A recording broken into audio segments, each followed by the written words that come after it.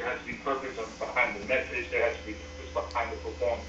And one of the things that God really did with me, I would say about 8, 9 years ago, is that we start connecting everything that we do with a practical humanitarian arm.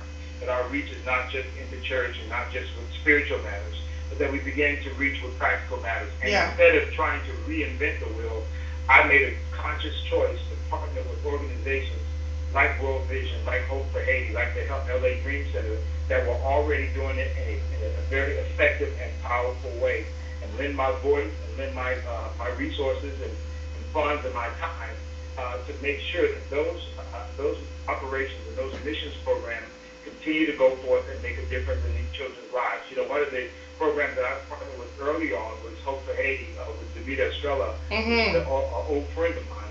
We grew up in ministry way back, and you know, she took a huge step of faith. A white woman took a huge step of faith and moved, sold everything, moved to Haiti some 20 years ago, and launched a Hope for Haiti missions program house, and began to take in orphanage kids, built a school, built a church, built a living facility for these kids. And I'm telling you, just to go from starting off with about 5 children to well over 300 children, and watching them grow all the way into adulthood. Some of them are graduated from high school now. It's just been amazing. And to know that I had a part in that, and with that same thing for World Vision. I was in Ghana, West Africa, in Ghana, and we went all the way out to the bush country. And way out there, I saw the World Vision sign and the hut and the facility where kids were able to walk. You know, they don't have vehicles. They were able to walk to the facility to get medical treatment, to get food, to get educated, to get clothing. And it's just something I think that we have to do. We have to realize that whom God has blessed, He's blessed us to be a blessing. We have to take our resources, instead of complaining all the time about what we don't have, just understand that you can take what you do have and make a difference in somebody's life. And that's what, you know, this worship and the now movement is all about. It's about positioning your heart. You know, one of the things people keep asking me, what do you hope to happen when people hear this project? You know, on May the 21st, when this project comes out and people pick it up from the stores and download it from their iTunes and whatnot, what do you want to happen? And I said, I want people to have a personal revival within them. That they will position themselves to be open. Worship means to be open. And they will begin to open themselves up again. And I'm really talking to some old folks. I'm not even talking about young people already on it. It don't take them much. You know, what you better do is point young people right away. They'll jump on things. That's it. Old folks are stuck in their ways and think they know God better than, think they know church better than church. And that think that God is done with them, and that think like it's over and for somebody else. No, God wants to reopen you up. God wants to reestablish your life. God wants to let you know that what you did in the first half of your life is going to be totally different than what you're going to do in the second half. As a matter of fact, the second half is going to be greater because you're going to position yourself with the experience and the knowledge and position yourself to be open, and God's going to do miracles through your life. And so we're just excited, you know, to just say, hey, listen, we're not just singing about it, but we're being about it. Yes, and I love that. I love that. It's so important. I volunteer also at my church. We have a food pantry at my church. We also have a missions team. I'm not on the missions team, but I do the food pantry. And it's like the Spirit of God said to me, you know, worship, you can't always be on the stage. Your life does exemplify, like you're saying, worship.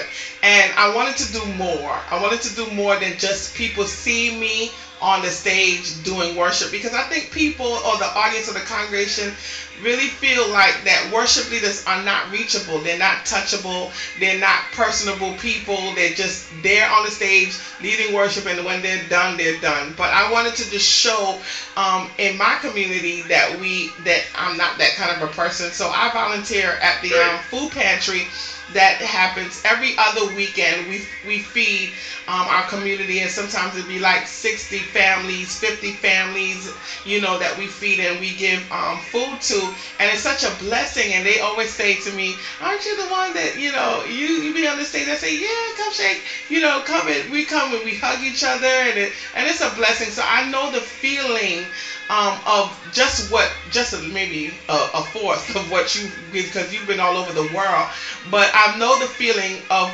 giving back to the community. It feels good. It feels really good. It feels really good. Well, your last album. I want before you leave. I know you got things to do, but before you leave, tell us about where we can when the album is coming out again, where it's going to be sold at, and where we can get it. And before you leave, please, I want you to encourage that worship leader who definitely wants to know that God has called them to be on a platform of where you are right now, but it seems like God is moving in slow mo. They've been praying, they've been fasting, they want to get to that point. Encourage that worship leader to tell us what we should be doing, so that when the doors do fully open, we'll be fully prepared. And what are the things that you have done before you got to the platform where you were? Just give us some experiences before you leave on tonight. Encourage us tonight. I'll answer the second question first, and I'll give you the information on the album. Right. I think for any worship leader, any artist, any folks that are out there looking to take it to the next level with the ministry and with their artistry and as a worship leader, there are three things I always say to do. Number one, show up. Number one, speak up. Number two, speak up. Number three, show up.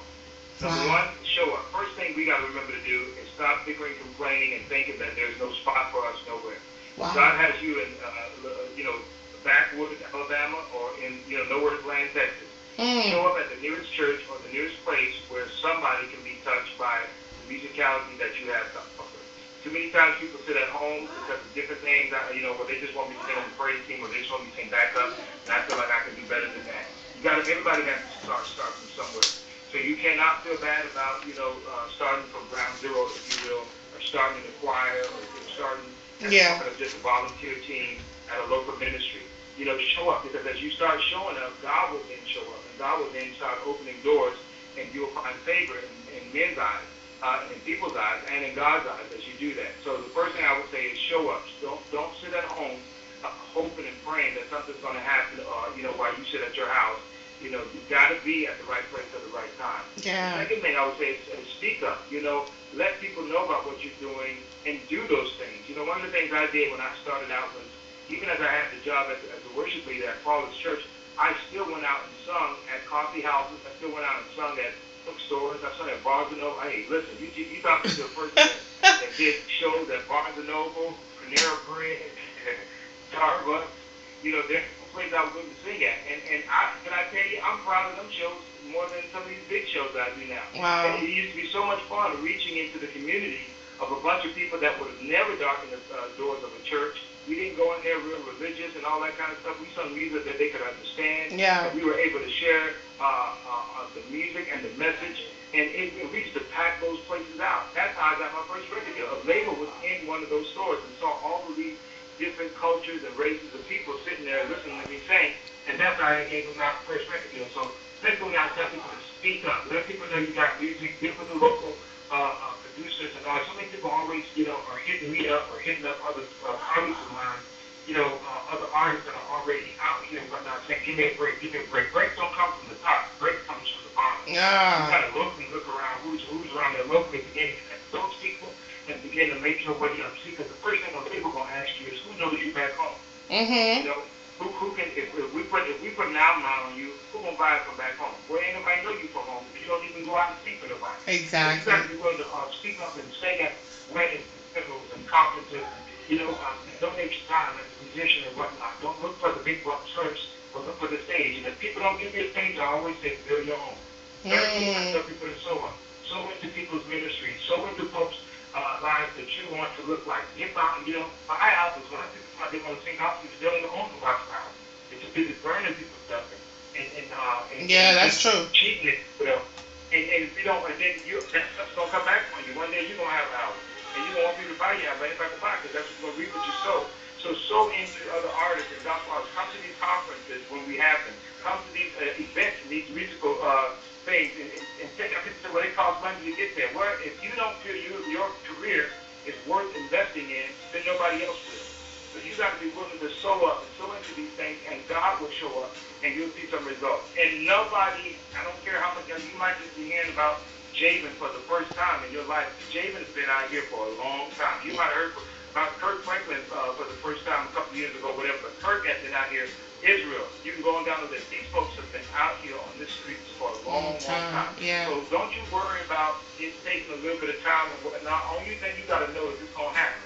So you got to stay with it. These people that you don't hear from are the people that quit before it was their time. If you don't quit and if you stay with it, God will show up. He'll open the doors. To answer your question about the album is Worship in the Now.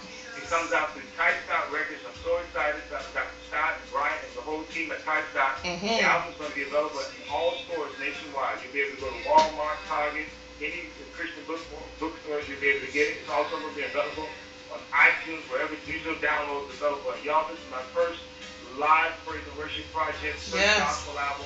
And we put a lot of effort, a lot of finances, a lot of resources behind it. I'm asking everybody on the week of the May 21st, that's a Tuesday, go out and grab that album. Grab 5 or 6 of them and pass them out, especially for worship leaders. You're looking for fresh music. Yes. From top to bottom, 16 tracks of great worship. We even have music books for the album.